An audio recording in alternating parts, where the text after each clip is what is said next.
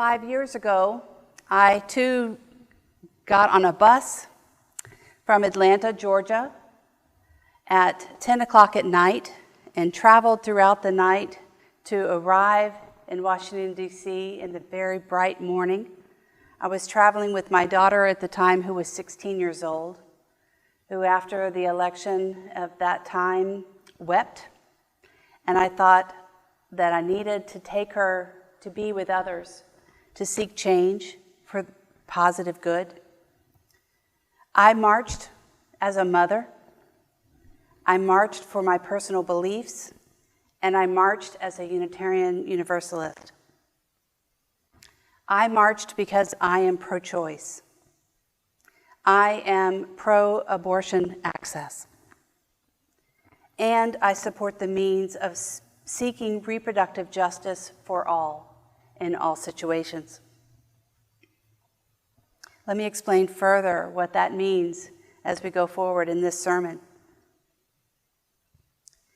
Yesterday marked the 49th anniversary of Roe v. Wade, the landmark legislation that helped ensure reproductive justice for all people.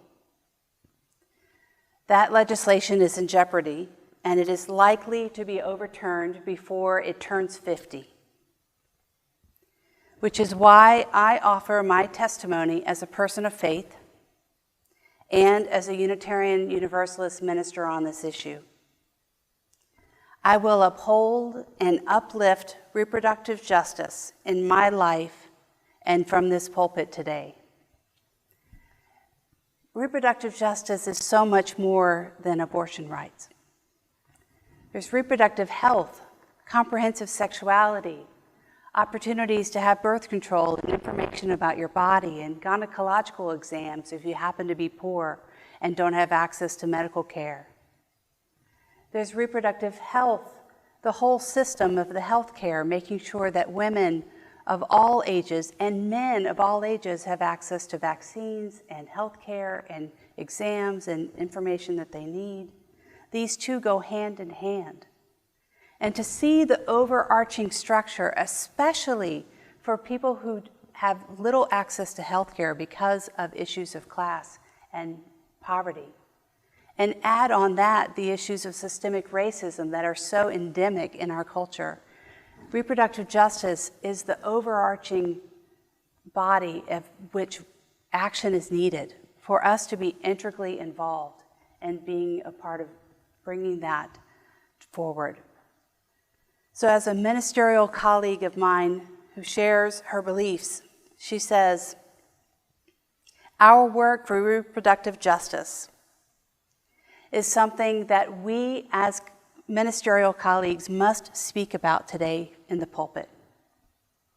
This isn't just said in retaliatory or righteous anger, but sung from my heart with deep joy to all beloveds, known and unknown. Because reproductive justice is a matter of liberation," she says. It's a matter of sacredness. It is the bold and audacious statement that says, your body is sacred, however you choose to use it. Your choice is sacred, whatever choice you make. And you are loved, however you identify and whatever path you take. And I share with you, I love you, no matter what.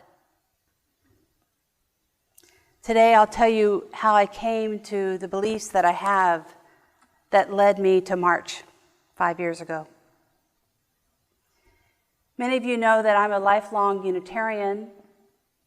I was a part of the Unitarian Universalist congregation in Houston, Texas as a child. And through religious education at that congregation, I was taught to stand boldly on our principles. The first principle, the inherent worth and dignity of every person, and the seventh principle, the web of existence of which we are all a part, the me and the we.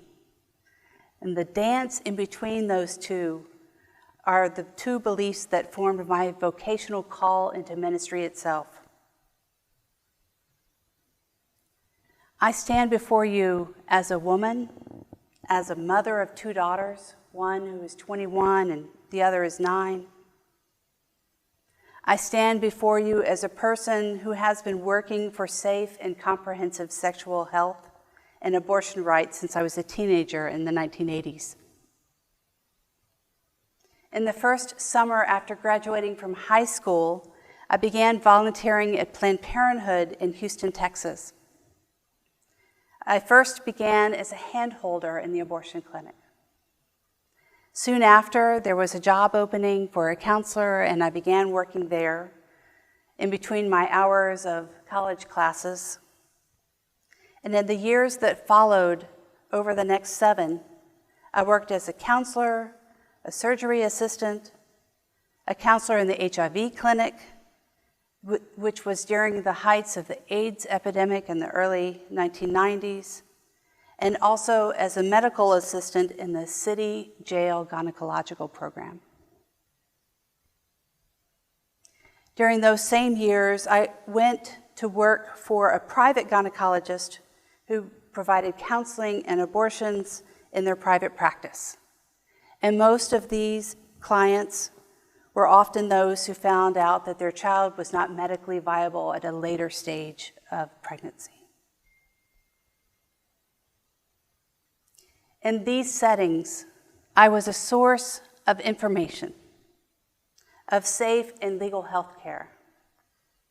But mostly, I was the source of emotional care in some of the most private moments of people's lives. This work, I tear up thinking about it. I know that it was a direct call to my ministry. I was able to walk with these people who were pregnant with their partners as they struggled to make the most primary decision that one can make, whether or not it was the right time to have a child and how to be parents for their children in safe and sustainable communities. I saw that these were ethical, moral, and religious dilemmas for many. And these decisions to end a pregnancy were calculated and measured, often full of agony and too often sources of shame. These decisions were not easy. I was called to be there with my presence and to support them as a source of love, of respect, of non-judgment, and of understanding. I was able to honor the individual who was making decisions within that web of understanding what was needed for the me and what was needed for the we.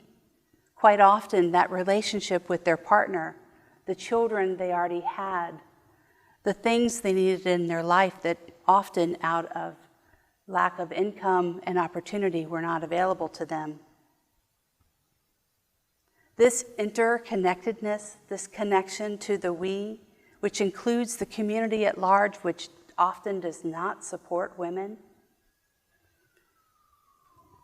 led them to choose to terminate their pregnancy for a multitude of reasons. This work became holy for me. Like in the hymn we shared earlier, when we trust the wisdom in each of us and we see our faces in each other's eyes, then our heart is in a holy place.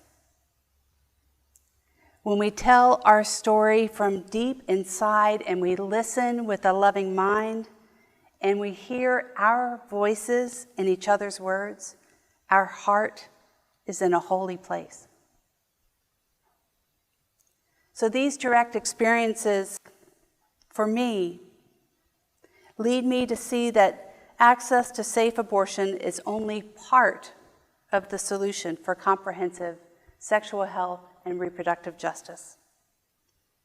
It is just one part in ensuring that all sexually active persons and especially those who can become pregnant, are able to thrive now and in their future. And this includes my children and yours and all the children in our community. It is about more than having the choice to be pregnant or not.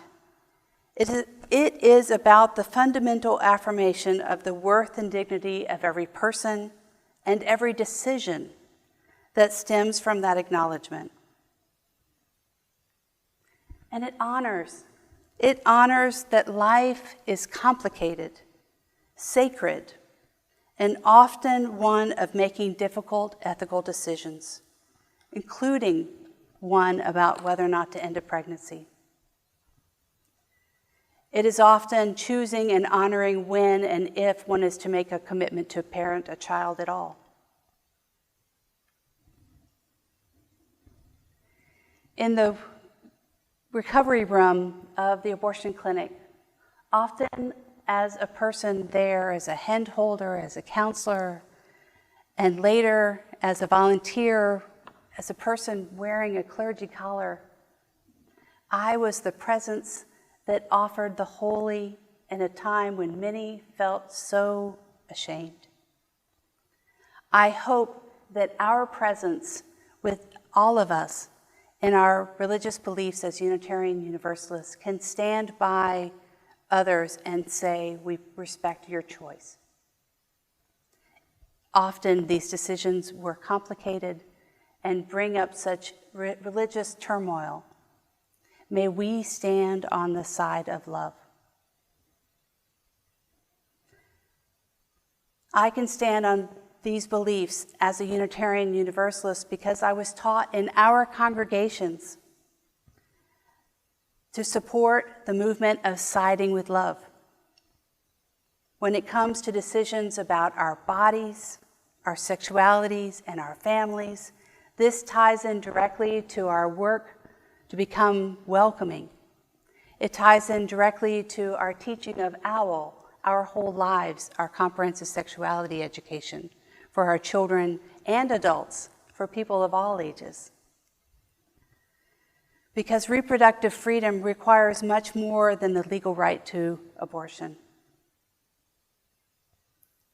The reproductive justice movement, perhaps you don't know, was created by a coalition of women of color to promote the right of all women to have children, not to have children, and to raise their children in safe and healthy environments. All of this was started in 1984 by the National Black Women's Health Project that was founded with two goals: to become more effective as they address reproductive health issues in African American communities, and to advocate within the mainstream, predominantly white pro-choice movement for a broader agenda that includes the concerns of women of color. Over the next 10 years, other women of color created reproductive justice organizations such as the National Latina Health Organization, the Native American Women's Health Education Resource Center, and Asians and Pacific Islanders for Reproductive Health. Then in 1994, the International Conference on Population and Development in Cairo, Egypt, the women involved in these women's organizations coined the term reproductive justice to name their work, their inspirations, and their ideas.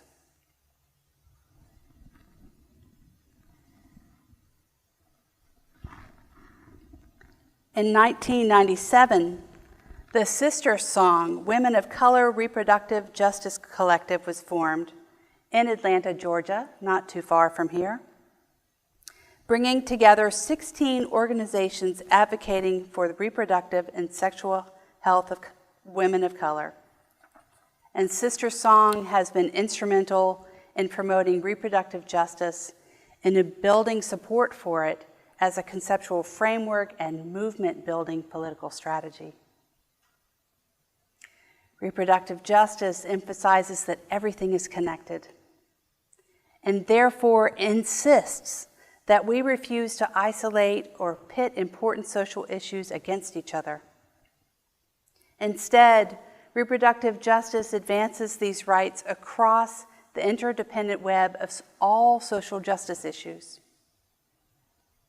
As the advocacy group Forward Together puts in their Strong Families initiative, reproductive justice calls on all of us to work towards a world where every person and family has the rights, recognition, and resources to make decisions about their gender, their bodies, and their sexuality, where every person, family, and community has what they need to flourish. Today, I'm afraid. I'm afraid for my children. I'm afraid for all our children. I am worried that they might not have the same choices that I have had in my life. I was a very young child when Roe v. Wade was decided. I will continue to be afraid as things move forward this year, because history tells us that abortion will not go away. It will only become illegal, unsafe, and often lethal for too many. I believe that people can and should be trusted to make deeply personal and important moral decisions about their lives and their bodies, because life is so sacred that bringing a child into the world should be under free and intentional and thoughtful conditions. There is so much to be done in order to stand up for what I believe, and my colleague Greta Jo Seidel declares so well. She says, "I do not take reproductive justice for granted. I do not take the laws, actions, organizing statements that make it possible for granted. So I will be loud. I will be proud. I will be joyful and persistent in my commitment." She continues, "It won't always be easy, and it will trigger anger in some and shame in others, but I must do it anyway. Because in doing so, I am placing myself between the oppressive practices and those who are the most vulnerable. I am moving out from behind my comfort zone to hold guard against those who would take the sacredness of each of us. And that is everything." So today I join her boldly as a Unitarian Universalist and as a minister, because yes, I will answer the call to hold guard against those who would take the sacredness from you. I will love you no matter what, and that is worth everything.